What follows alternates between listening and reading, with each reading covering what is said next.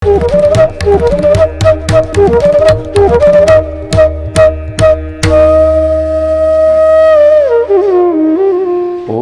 गुरुदेव ध्यान शंकराय नमः। प्रिय दर्शकों नमस्कार, मैं ज्योतिषाचार्य जिगर परीख एक बार पूर्ण आप सबका स्वागत करता हूं। और आज मैं बताने वाला हूं मंगल की दूसरी राशि के बारे में। मैं वृश्चिक लगन के बारे में मैं बताने वाला हूं। कैसा रहेगा मई का महीना और आगे के दिनों में कैसी रहेगी इनकी जीवन में परिस्थिति, क्या स्वास्थ्य ठीक रहेगा, बिजनेस में तरक्की होगी वगैरह वगैरह। लेकिन मेरी बात को मैं शुरू करूं उससे पहले आप सबसे मेरा निवेदन रहेगा कि मेरे YouTube चैनल को आप ज़्यादा से ज़्यादा लाइक करिए, सब्सक्राइब करिए, नोटिफिकेशन बेल को दबाना ना भूलिएगा, ताकि जब भी मैं नए वीडियो अपलोड करूं आपके सामने आपको तुरंत पता चल जाए। उसके अलावा मैं एक और चीज़ कहना चाहूँगा, मेरे जितने भी लोग मुझे पहली बार सुन रहे हैं, मेरे जो भी प्रिडिक्शंस रहते हैं वो लगन राशि के हिसाब से रहते हैं, उसे अन्यथा ना लें। और आपको नहीं पता है कि आपका लगन राशि कौन सी है, फिक्र करने की ज़रूरत नहीं है। आप कुंडली ओपन करिए अपनी, जहाँ पे ल लिखा है वो आपकी लगन राशि रहेगी। अब 1 मई को सूर्य ग्रहण था और सूर्य ग्रहण वाले दिन कैसी थी वृश्चिक लगन के जातकों के लिए 9 ग्रह और कैसी थी उनकी कुंडली, क्या कहता है उनका भविष्य। आइए, जैसा कि आप नज़रों के सामने वृश्चिक लगन की 1 मई के दिन आप कुंडली देख रहे हैं, उनके 12वें भाव में केतु 6ठे घर में जहाँ पर मेष राशि विराजी है, उच्च के सूर्य राहु के साथ ग्रहण योग बना करके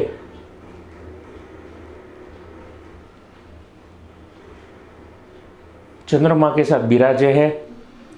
उनके 5वें भाव में गुरु और शुक्र विराजे है और आपके 4थे घर में माँ के घर में शनि मंगल का विध्वंसक योग देखने को भी मिला है। अब ये कुछ परिस्थिति ऐसी थी वृश्चिक लगन के जातकों के लिए। अब आने वाले दिन कैसा रहेगा, देखिए ऐसा है कि 4थे घर में सबसे पहले तो ये मांगलिक दोष कर रहा है।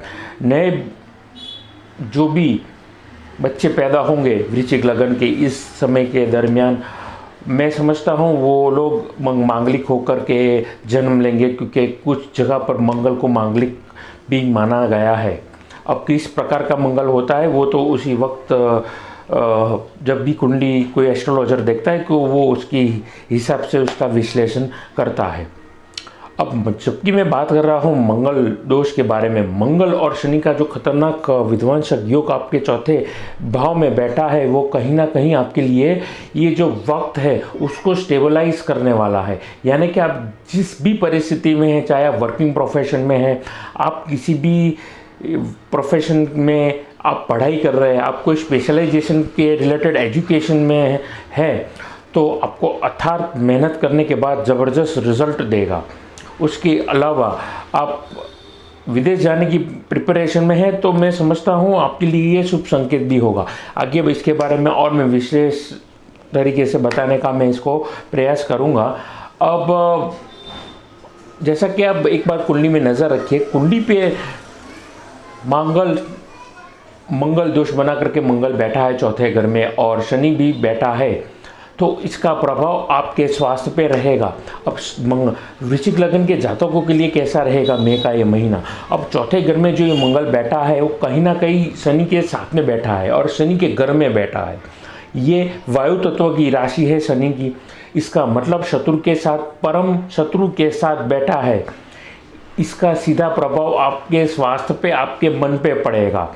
कहीं ना कहीं आपके पिछले जन्मों के कर्मों की वजह से जो भी आपके तकलीफ होगी आपके स्वास्थ्य में, पिछले जो कुछ दिनों में या कुछ महीनों में तकलीफ या कोई रोग थे वो फिर से आ सकते हैं, पिछली तकलीफ फिर से हो सकती है।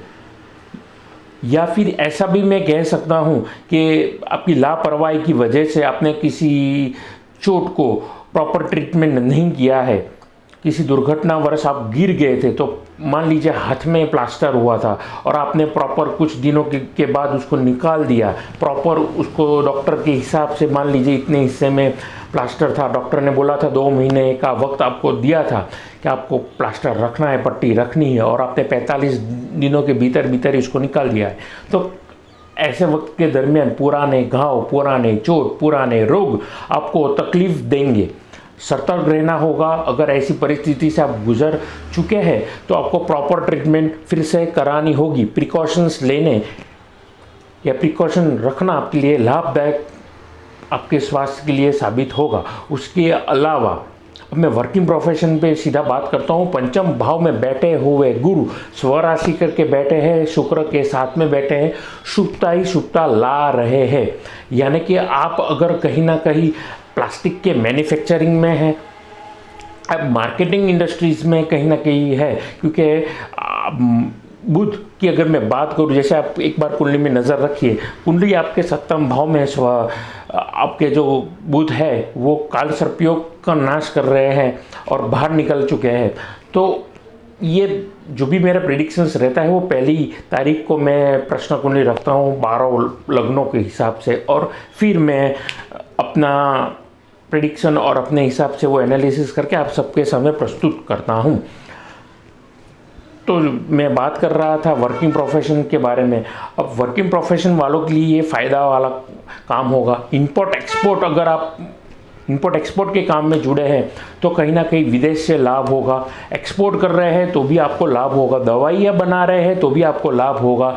इंडस्ट्री में 4थे घर में मंगल और शनि का घर है, तो हो सकता है पुराने पिछले कुछ सालों में आपने कहीं पे टेंडर भरा है, या गवर्नमेंट कॉन्ट्रैक्टर आप है और गवर्नमेंट में ही आपने टेंडर भरा है, तो आपको टेंडर मिल सकता है। यानी गवर्नमेंट कॉन्ट्रैक्ट मिलने की भी ये कहीं ना कहीं अपॉर्चुनिटी क्रिएट कर रहा है। लेकिन ये समय थोड़ा संघर्षपूर्ण होगा, आपके लिए चुनौतियों भरा होगा। ऐसे वक्त के दरमियान आपको फोकस रख के कंसंट्रेशन के साथ स्ट्रेटजी प्लान करेंगे तो 100% एग्जीक्यूशन होगा, क्योंकि कहीं ना कहीं पंचम भाव में बैठा हुआ है स्वराशि का जो गुरु है वो आपके फेवर में आपको सपोर्ट कर रहा है। खर्चा होगा। अब नौकरी वर्ग वालों के लिए ऐसा समय कैसा होगा, तो ऐसा समय आपके लिए अच्छा होगा। इनकम भी होगी और उतने ही खर्चे होंगे। मुश्किल से आपका पैसा बचेगा, लेकिन अगर आप प्लानिंग करके उसमें अगर आप खर्चे में ध्यान रखेंगे, प्रॉपर स्ट्रेटजी बनाएंगे, तो आपके लिए लाभदायक सिद्ध होगा। अब बात करता हूँ स्टूडेंटों के लिए। देखिए, वृश्चिक लगन की जो भी मेरे जातक मुझे देख रहे हैं, मैं कहना चाहूँगा कि ये वक्त ज़बरदस्त होगा, आपके लिए प्रोग्रेसिव होगा, अच्छा वक्त होगा।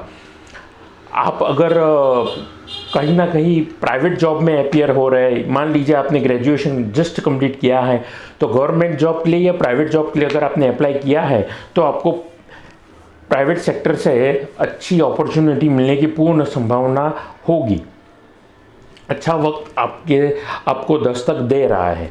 उसके अलावा अगर मैं बात करता हूँ मेरे जो भी जातक है वृश्चिक लगन के जातक, और वो कहीं ना कहीं अपने लिए वर या कन्या ढूंढ रहे हैं, सिंगल है, उनके लिए ये वक्त अनुकूल रहेगा। ये वक्त के दरमियान आपका रिलेशन, यानी कि आप कहीं पे अगर रिलेशन में है किसी के साथ में, तो शादी तय हो जाना, या फिर आप कंप्लीट सिंगल हैं तो आपका लाइफ पार्टनर आपको मिल जाएगा। ऐसा वक्त को वो आने वाले दिनों में अपॉर्चुनिटीज़ भी क्रिएट कर रहा है। तो ये मंगलमय समय है, अच्छा समय है। तो अब उपायों में मैं कहना चाहूँगा कि गणपति जी की साधना करना, क्योंकि वर्किंग प्रोफेशन के लिए ये इनकम और कहते हैं ना एक्सपेंडिचर वाला योग है। जितनी इनकम होगी उतना ही आप खर्चा भी करेंगे, लेकिन अच्छी बात ये है कि इनकम होगी।